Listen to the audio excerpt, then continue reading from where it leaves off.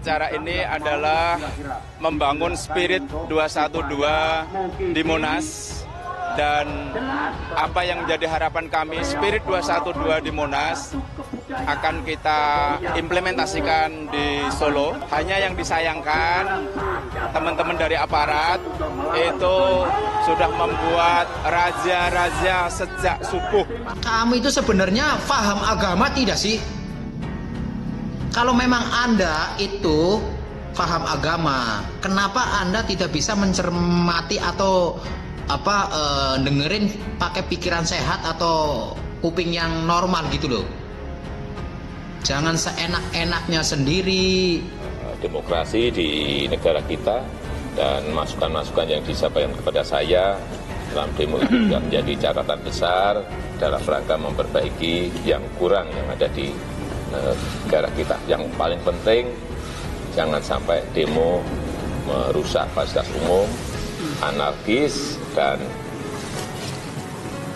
merugikan kita semuanya. Kemudian untuk dari pihak kepolisian sendiri dibantu dengan aparat TNI dan dari Pemda DKI sudah menyiapkan pengamanan-pengamanan, baik pengamanan dalam rangka supaya aksi unjuk rasa ini berjalan tertib dan juga pelayanan supaya aksi unjuk rasa pada pagi hari ini berjalan sesuai dengan protokol kesehatan.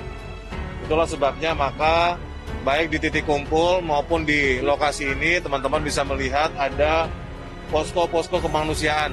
Setelah ini kalau ada ustadz dari kelompok 212 MAT ini gitu ya, yang koperasi syariah ini gitu ya, harusnya kalian tahu diri gitu. Setelah ini nggak usahlah bahas-bahas negara. Urus aja koperasi itu, nggak selesai. Ini kok mau cita-cita khilafah apa sih? Koperasi aja nggak mampu dia.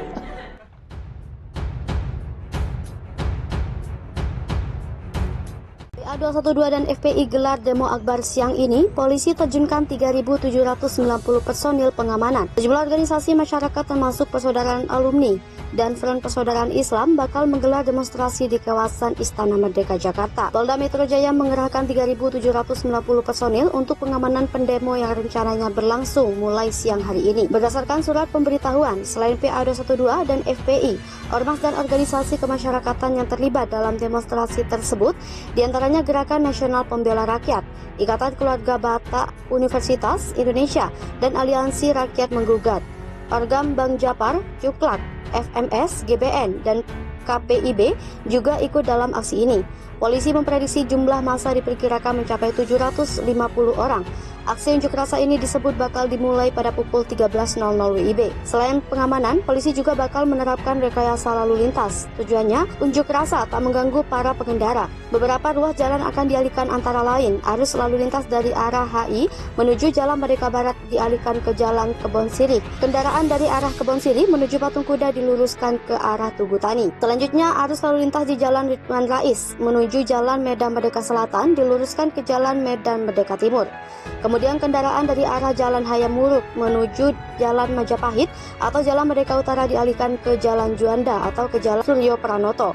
Arus lalu lintas dari Jalan Abdul Muiz menuju Jalan Gajah Mada dialihkan ke Jalan Tanah Abang 1.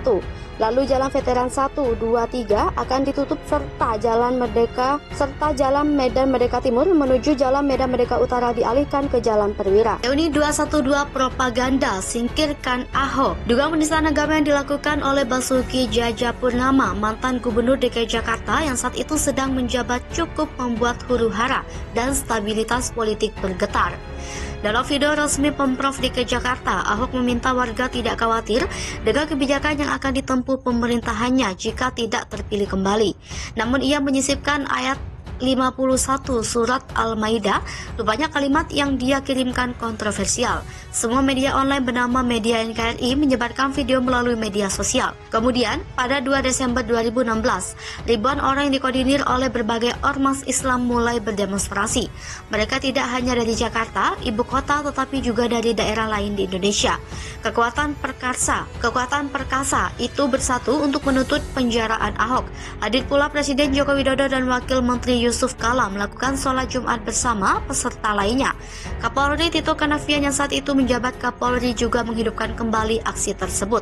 Polisi terus mengusut di tengah aksi massa menuntut tuntutan atas ucapan Ahok. Polisi kemudian menetapkan Ahok sebagai tersangka dalam kasus penistaan agama.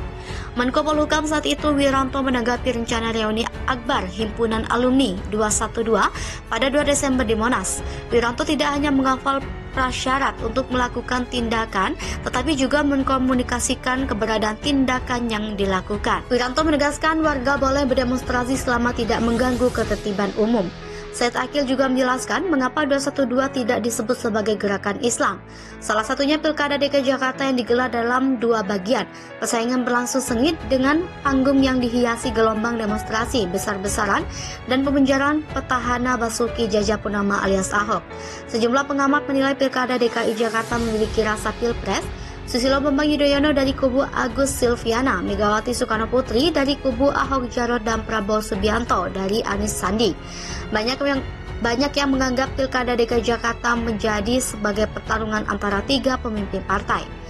Selain kasus penistaan agama, Ahok juga dituding melakukan korupsi di Rumah Sakit Sumber Waras, bahkan dalam pembangunan kembali Jakarta. Penantangnya, Silviana Murni juga diserang dalam tuduhan korupsi dalam mengelola subsidi yang membangun masjid. Nasib Ahok setelah kekalahannya bahkan lebih tragis. Ia divonis 2 tahun penjara pada Selasa 9 Mei 2017 oleh Hakim Pengadilan Negeri Jakarta Utara karena menemukan unsur penodaan agama dalam sidang di Aula Kementerian Pertanian. Ahok dipidanakan ke Brimob Makorutan Kepala 2 Kelapa II Depok setelah dipenjara di Lapas Cipinang. Ia mengundurkan diri dari jabatannya sebagai Gubernur DKI Jakarta dan menyerahkan jabatan tersebut kepada Jarod Saiful Hidayat. Surya Paloh tunggu Jokowi bilang Pilpres 2024 jatah Anies Baswedan. Ketua Umum Partai Nasdem Surya Paloh menunggu Presiden Joko Widodo menyatakan bahwa Pilpres 2024 jatah mantan Gubernur DKI Jakarta Anies Baswedan. Pernyataan itu disampaikan Paloh merespon pernyataan Jokowi yang sebelumnya menyebut Pilpres 2024 jatahnya Prabowo Subianto. Menurut Paloh, motivasi perlu pula diberikan kepada Anies yang telah dideklarasikan Nasdem. Paloh menilai pernyataan Jokowi yang menyebut Pilpres 2024 jatah Prabowo merupakan diplomasi tingkat tinggi yang membesarkan hati Prabowo. Ia memandang tidak ada yang salah dari langkah Jokowi memberikan motivasi itu. Paloh menegaskan bahwa Jokowi memiliki kapasitas sebagai seorang kepala negara, bukan hanya kepala pemerintahan. Artinya, kepala negara adalah milik dari semua golongan dan kelompok. Sebelumnya, Jokowi menyinggung soal kans Prabowo Subianto jika menjadi calon presiden di Pilpres 2024. Dia mengungkit kembali reputasi kemenangan dirinya atas Prabowo di 2 Pilpres sebelumnya.